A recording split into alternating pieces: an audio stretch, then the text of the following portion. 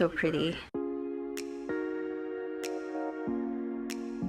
Hey crafty friends, welcome to the Honeybee Stamps Birthday Bliss YouTube Hop. There will be two $25 gift cards given at random for leaving a comment, so be sure to leave a comment for a chance to win. For today's card, I am using the Happy Happy Happy cover plate and the Happy Happy Happy stamp set, along with the Ombre Dots hot foil cover and a rainbow array of colors from the Modern Spring paper pad. I picked out these colors specifically because I wanted to create a rainbow pattern for my background.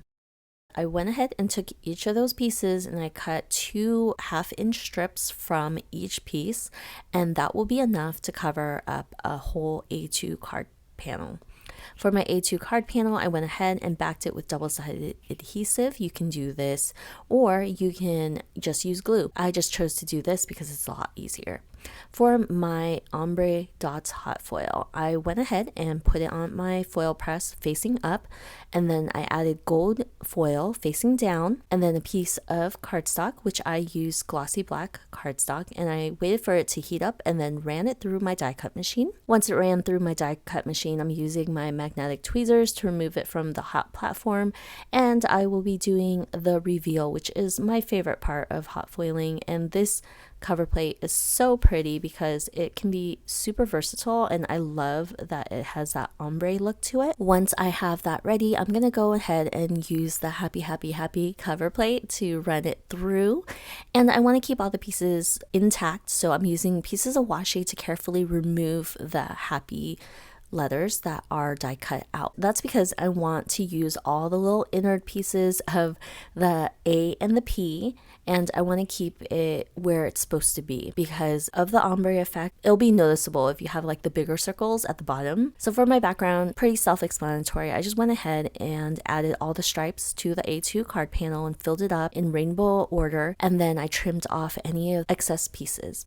Once I did that, I decided that I wanted a little bit more dimension, so I ran the cover plate again through my die cut machine on a piece of solid black cardstock just to double it up and add dimension. I didn't want to use foam because I just didn't want to deal with all the little pieces in between the letters, and just running it through with another piece of cardstock creates that dimension I need, and it's also way more exact, and you won't have any places where it will kind of like be pushed down if there's no foam behind it. That's what I did, and once I glued it together, I am placing it right on top of the rainbow pattern, and you can see that because the colors are pastel, it's really subtle and it's just really pretty.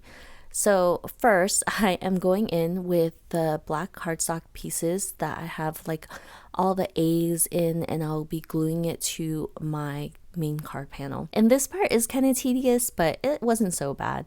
I had all the pieces lined up and ready to go, so I just put down a little bit of glue, and then I would take like a jewel picker and just pick it up and place it down. It wasn't that big of a deal. And of course I had to do it a second time so I could pull the insides of the A and the P from the Ombre Dots hot foil cover, and I wanted everything to match up. So I was just really careful with not mixing everything up, and it's kind of easy to tell because it's bigger circles on top and then smaller circles towards the bottom.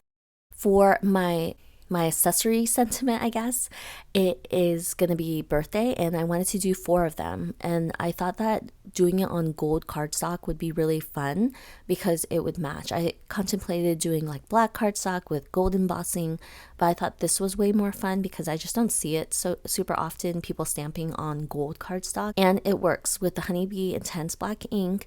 It works on the gold glossy cardstock. You have to wait for it to dry for sure, but if you wait long enough, it will dry and you'll be able to touch it without smearing it. And what I did was use the coordinating dies to cut each of these birthdays out because there were 4 happies, so I wanted to match it up, but I didn't want to align it straight, so I kind of staggered them, and I thought that that was really cute, and it just made it pop a little bit more, and I thought it was really pretty. So that's it. That's the card. And I actually did one with white cardstock too, same style. The pattern paper is the brighter side, so it pops a little bit more, but I thought that both of these cards were super pretty and I was so happy with them. So remember to leave a comment for a chance to win, and I will see you guys next time with another video. Bye!